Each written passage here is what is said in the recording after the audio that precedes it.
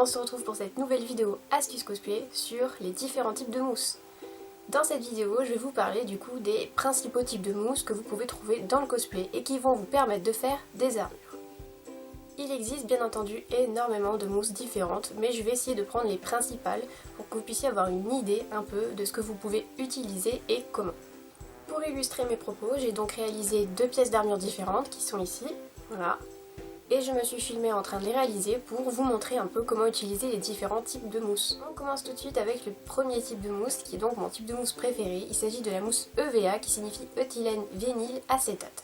Vous pouvez trouver cette mousse en forme de dalle, comme ceci, de plusieurs épaisseurs et plusieurs couleurs. Vous pouvez aussi la trouver en rouleau, pareil, de différentes épaisseurs et différentes couleurs.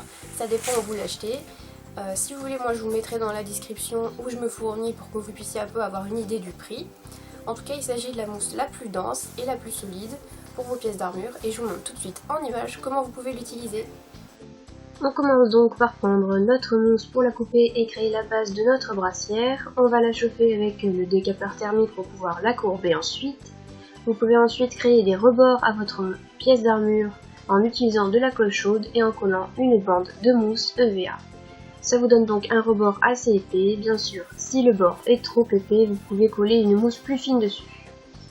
La mousse EVA est aussi une mousse que vous pourrez sculpter avec une Dremel et obtenir ainsi des reliefs pour votre armure que vous allez pouvoir coller sur la base créée.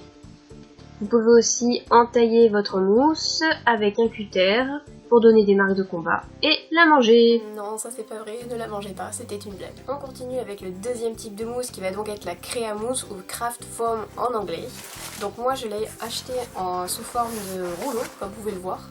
Mais vous pouvez aussi l'acheter sous forme de papier A4. Par contre ça coûte super cher si vous l'achetez dans ce format là.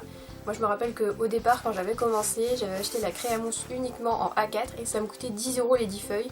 Ce qui est très cher, alors que ce rouleau là, je vous mettrai dans la description où est-ce que je l'ai trouvé, mais je l'ai acheté 30 € et j'avais facile 30 mètres, donc il y a quand même une différence de prix. Donc je vous montre tout de suite en image comment vous pouvez utiliser la Créa Mousse. On prend donc notre Créa Mousse qu'on va découper en fines bandelettes pour pouvoir créer les reliefs de notre armure. Pour cela, c'est très simple, vous mettez un petit peu de colle à chaud et ensuite vous collez la Créa Mousse et vous en ajoutez autant qu'il vous faut pour réaliser tous les motifs. La Créa Mousse étant une mousse très flexible, vous pouvez donc la replier sur elle-même pour pouvoir faire des reliefs. Là ici on va mettre un peu de colle chaude et replier la Créa Mousse pour créer donc un pic. Donc votre pic, une fois que vous l'avez créé, vous pouvez le coller sur votre armure avec de la colle à chaud. Vous obtenez donc plusieurs pics. Vous pouvez faire vos pics avec d'autres matières telles que la pâte à rêve. Mais je ne vous expliquerai pas ici comment marche la pâte à rêve puisqu'elle aura sa propre vidéo. On obtient donc notre pièce avec des pics.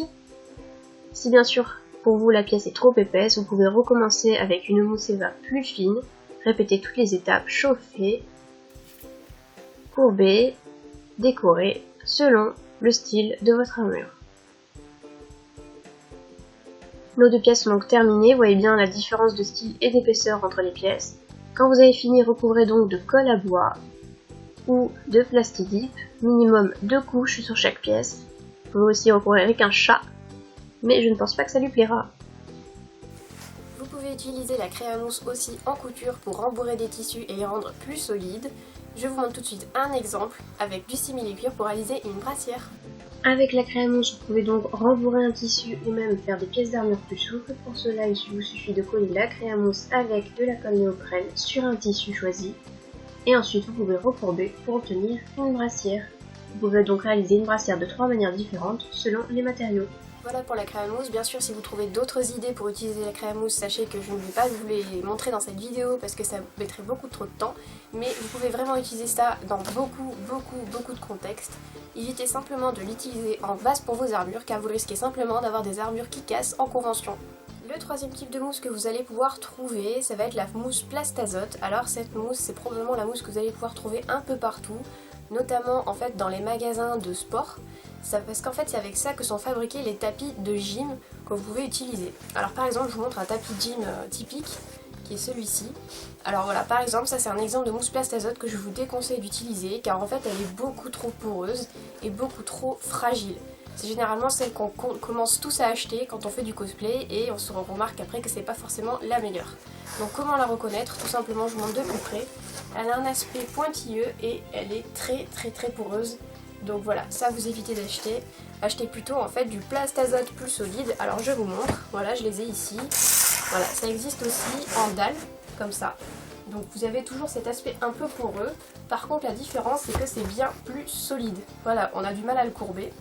Et donc l'intérêt c'est que ça, si vous le chauffez, vous allez pouvoir aussi, comme pour la mousse Eva, faire une base pour vos armures. Je vous montre la différence avec le plastazote en dalle, qui est donc beaucoup plus solide. Et c'est avec cette mousse là que j'ai fait toute mon armure de barbare de Diablo 3.